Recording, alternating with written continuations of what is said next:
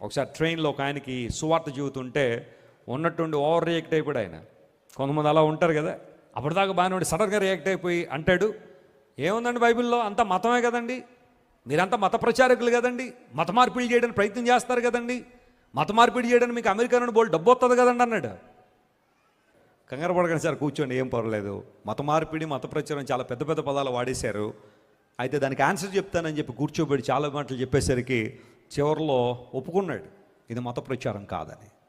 నిన్ను వలే నీ పొరుగు వారిని ప్రేమించు అని యేసు ప్రభు చెప్పాడు. ఇందులో మీకు ఏం మతం కనబడిందని అడిగాను. అతను నిన్ను ప్రేమించుకున్నట్టుగానే నీ చుట్టూ ఉన్న వారిని ప్రేమించని ప్రభువు చెబితే ఇందులో నీకు ఏం మతం కనబడిందని అడిగాను. అవునండి, మంచి మాటే కదండి అన్నాడు. ఇతరులు నీకేం చేయాలని నువ్వు కోరుకుంటున్నావో అదే నువ్వు ఇతరులకు చెయ్యి అని యేసు ప్రభు చెప్పారు. ఇందులో నీకు ఏం మతం కనబడుతుందని అడిగాను. కరెక్టేనండి, మంచి మాటే కదండి. ఇతరులు మనకేం చేయాలని మనం కోరుకుంటున్నామో అది వారికి చేయడం మంచి విషయమే కదా. నీ శత్రువు కొరకు ప్రార్థన చేయి అని యేసు ప్రభు చెప్పారు. దానిలో నీకు ఏం మతం కనబడుతుందని అడిగాను. కేవలం స్నేహితులను ప్రేమించడం కాదు, నీ శత్రువును కూడా కొన్ని సందర్భాల్లో ప్రేమించమని ప్రభు చెప్పాడు.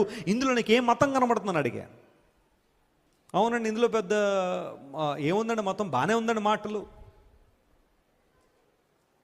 ఒక వ్యక్తిని కత్తితో పొడవడం ప్రక్కన పెడితే ఒక వ్యక్తిని చూసి ద్రోహి అని సంబోధించడం నరహత్యతో పోల్చాడు. ఇందులో నీకు ఏం మతం ఉందని అడిగాను.